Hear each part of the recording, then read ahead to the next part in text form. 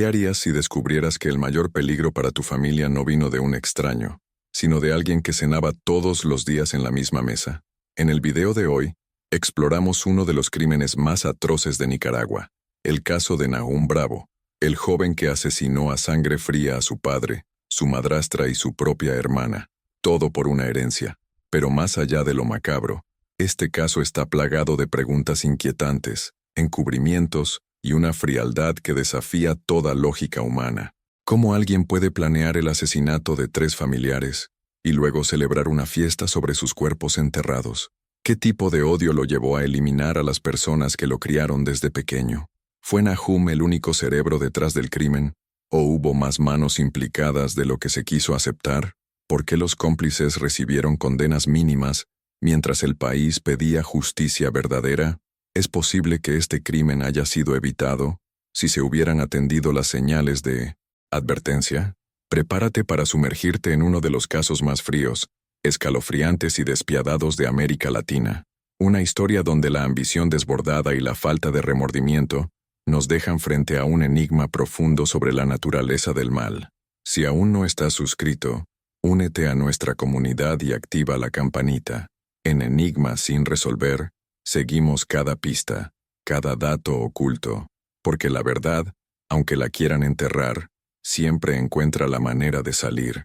Y antes de continuar, comenta desde qué ciudad o país nos estás viendo. Queremos saber hasta dónde llega este enigma. La noche en que todo cambió. Managua, Nicaragua.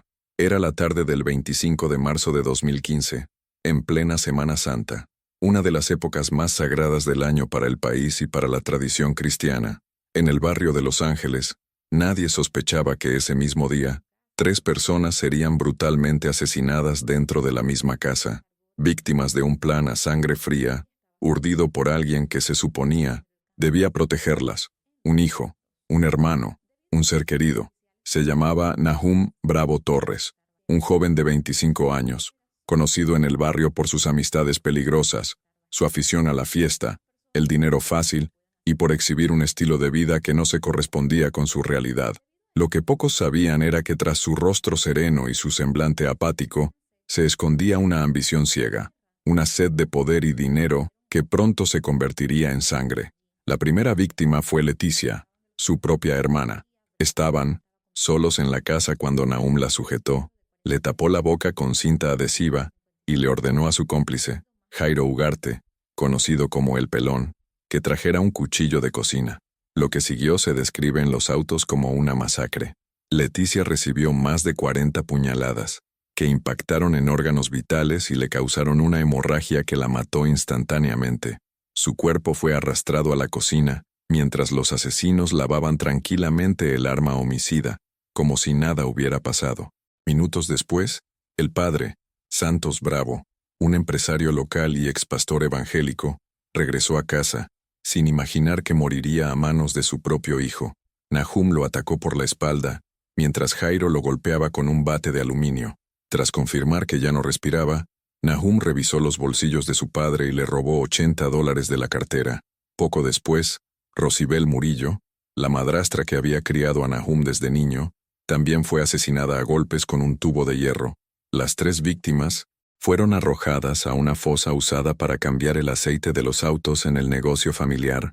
El lugar fue limpiado con la ayuda de amigos cercanos, quienes ayudaron a encubrir el crimen e incluso asistieron a la fiesta que Nahum organizó días después, en el mismo lugar donde ocurrió la masacre. ¿Qué lleva a alguien a asesinar a su propia familia con tanta frialdad? ¿Fue solo codicia? ¿O había más secretos tras esta herencia maldita?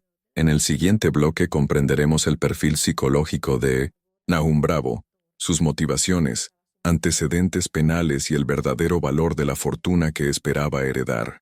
Un heredero obsesionado con el dinero y la venganza. Para entender lo que ocurrió en aquella casa de Managua, debemos remontarnos unos años atrás y analizar con más detalle quién era Nahum Bravo. Su nombre, elegido por su padre, un expastor evangélico, proviene del Antiguo Testamento. Nahum significa el que da consuelo o lleno de consuelo. Irónicamente, se convertiría en sinónimo de tragedia y violencia brutal. Nahum nunca fue un hijo ejemplar. Desde pequeño, mostró signos de rebeldía y una obsesión por el dinero fácil. Creció en un ambiente de privilegios inusuales para el barrio pobre donde vivía. Ropa cara, motocicletas, bebidas importadas, todo pagado con dinero que no le costó nada ganar. Tenía la costumbre de pagar a sus compañeros para que le hicieran las tareas en la escuela, la cual abandonó incluso antes de terminar la preparatoria. No trabajaba, pero siempre tenía dinero. Pero el lujo de Nahum tenía un origen. Su padre, Santos Bravo, era dueño de un pequeño negocio de servicios automotrices y tenía depósitos bancarios de alrededor de $200,000, además de oro y joyas. Según su familia, Nahum siempre mostró desprecio por su padre y su madrastra y albergaba un resentimiento arraigado hacia su hermana Leticia, hasta el punto de que ella lo denunció en 2012 por robo, acoso y fraude. El proceso terminó en conciliación, pero dejó huella. La obsesión por el dinero se intensificó en los años siguientes. Nahum era un fan declarado de series como El Patrón del Mal, quien idealizaba la vida de narcotraficantes como Pablo Escobar. Sus amigos afirmaban que idolatraba a estos personajes y decía abiertamente que un hombre sin poder ni dinero no tiene nada. Por lo tanto, no sorprende que comenzara a gestar el plan para eliminar los obstáculos que lo separaban de la fortuna de su padre.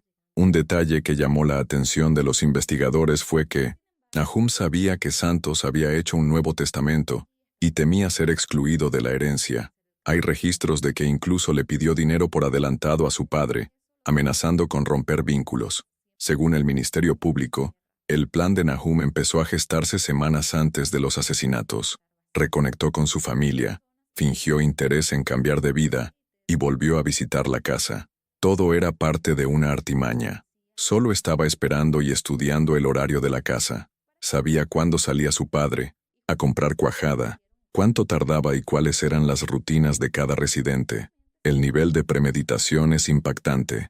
El arma utilizada en el crimen fue un cuchillo de cocina común y corriente. El tubo de hierro se guardaba en el patio. El hoyo donde se arrojarían los cuerpos ya existía, lo que facilitó el ocultamiento inicial. Nahum incluso tuvo la osadía de limpiar la casa con la ayuda de amigos, quienes luego serían condenados por encubrimiento, y echar tierra sobre el hoyo, como si nada hubiera pasado. Pero hay algo aún más macabro en esta historia.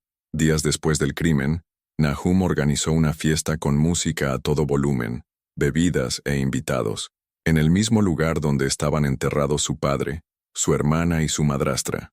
La banda sonora, bachatas de Romeo Santos, como si el dolor de 3 vidas exterminadas pudiera ahogarse con el sonido de una celebración demencial. En el siguiente bloque seguiremos cómo se descubrieron los crímenes, las pistas que llevaron a la detención de Nahum, y el momento en que éste, sin ningún remordimiento, confiesa todo ante el juez. El descubrimiento de los cadáveres y la frialdad de un asesino. El plan de Nahum parecía haber funcionado. Con los cuerpos escondidos en la fosa séptica del negocio de su padre y la casa parcialmente limpiada con la ayuda de sus cómplices, creyó que podría ganar tiempo para desaparecer con las pertenencias o incluso tomar posesión de la propiedad. Incluso les contó a familiares y vecinos que Santos, Rosibel y Leticia habían viajado al interior del país, pero algo se le escapaba: el olor a descomposición. Fueron los propios vecinos quienes empezaron a sospechar. El fuerte olor que salía de la casa les llamó la atención, y con el paso de los días, se volvió insoportable. La repentina y simultánea ausencia de 3 conocidos de la comunidad también les pareció extraña. No tardó en llamar a la policía. Cuando los agentes llegaron a la casa, encontraron una escena extraña. Todo estaba demasiado limpio. El suelo aún olía a químicos y el lugar parecía haber sido limpiado a toda prisa. Pero el exterior, donde se ubicaba el taller, delataba el secreto. El lugar donde se encontraba el pozo de cambio de aceite tenía tierra nueva y poco asentada, y señales de que algo había sido enterrado. La excavación confirmó lo peor. Los cuerpos de Santos Bravo, Rosibel Murillo y Leticia Bravo estaban allí. La forma en que fueron encontrados impactó incluso a los policías más experimentados.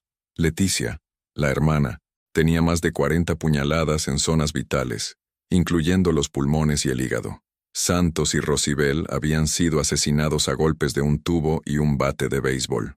No hubo piedad, no hubo vacilación. Una vez localizados los cuerpos, la policía comenzó la búsqueda de Nahum. No fue difícil encontrarlo. No se había escapado. Estaba en casa, viendo la televisión. Lo llevaron a la comisaría sin oponer resistencia, e incluso ante las acusaciones, mantuvo la calma y la serenidad. Durante el interrogatorio, inicialmente lo negó todo. Dijo desconocer el paradero de su familia, pero se contradijo en varias ocasiones. Testigos y cómplices fueron clave. Jairo Ugarte, conocido como El Pelón, confesó haber participado en los crímenes. Relató con detalle cómo apuñaló a Leticia por orden de Nahum y cómo juntos atacaron a los demás. También reveló la participación de Orquídea Orozco Sandoval, pareja de Nahum, y de Eric Blandón, ambos acusados de ayudar a limpiar la escena del crimen y ocultar la ropa de los policías. Ante la creciente evidencia, Nahum fue confrontado por la fiscalía con imágenes, testimonios y pruebas físicas. Fue entonces cuando decidió confesar. Su declaración, hecha con impresionante frialdad, causó revuelo en el tribunal. Dijo que Rosibel, antes de morir, le había pedido perdón, pero no se detuvo, no dudó, y concluyó su declaración diciendo, era lo que tenía que hacer. El juez lo condenó a 68 años de prisión. La pena máxima en Nicaragua es de 30 años, lo que significa que cumplirá su condena completa. Sus cómplices, Orquídea y Eric, fueron condenados a tan solo 12 y 18 meses, respectivamente. La familia de Santos Bravo, especialmente su hijo mayor, Abner, expresó su indignación. La pena es demasiado leve para semejante monstruosidad. En el siguiente bloque, nos sumergiremos en el detalles más simbólicos y perturbadores de este crimen, los rasgos psicológicos de Nahum, el papel de sus cómplices, y cómo una fiesta en medio de la escena del crimen reveló su absoluto desprecio por la vida y su propia familia. La fiesta de la muerte, frialdad, símbolos y el perfil de un psicópata. Mientras los cuerpos de su padre, su madrastra y su hermana se pudrían en la fosa, Nahum Bravo bebía cervezas importadas y bailaba bachata. Sí, pocos días después de los asesinatos, el joven organizó una fiesta en la misma casa donde la sangre aún manchaba las paredes. Algunos invitados, según testimonios, ayudaron a limpiar el lugar antes de la celebración. Otros, ni siquiera sabían lo que había sucedido allí, pero todos estaban en la misma escena macabra, arrastrados por la música a todo volumen y las risas vacías. Un testigo dijo que incluso escuchó una canción de Romeo Santos al pisar la tierra recién removida, donde estaban enterrados los cuerpos. La frialdad de Nahum sobrepasó cualquier límite imaginable. No solo mataba, celebraba. Y esta celebración no era casualidad. Para los investigadores, era acto simbólico de dominio absoluto sobre su nuevo estatus. Ahora era el único bravo vivo en esa casa, heredero de todo, señor del lugar. Esa fiesta fue su coronación. El caso se volvió aún más impactante cuando psicólogos forenses perfilaron a Nahum Bravo.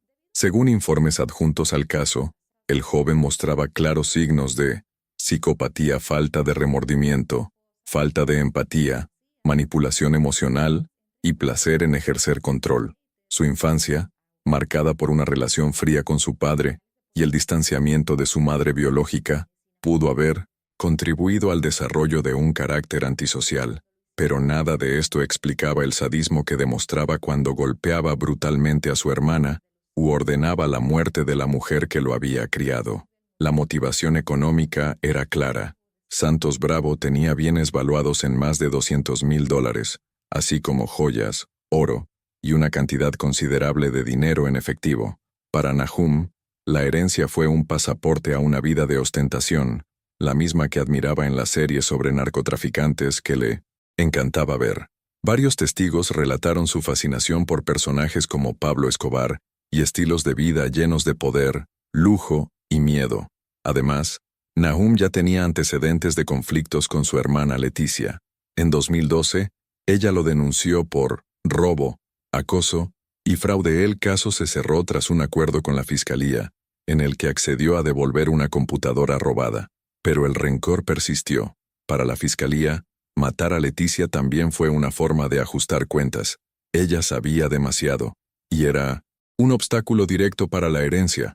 Los cómplices de Nahum, Orquídea Orozco e Eric Blandón, también llamó la atención.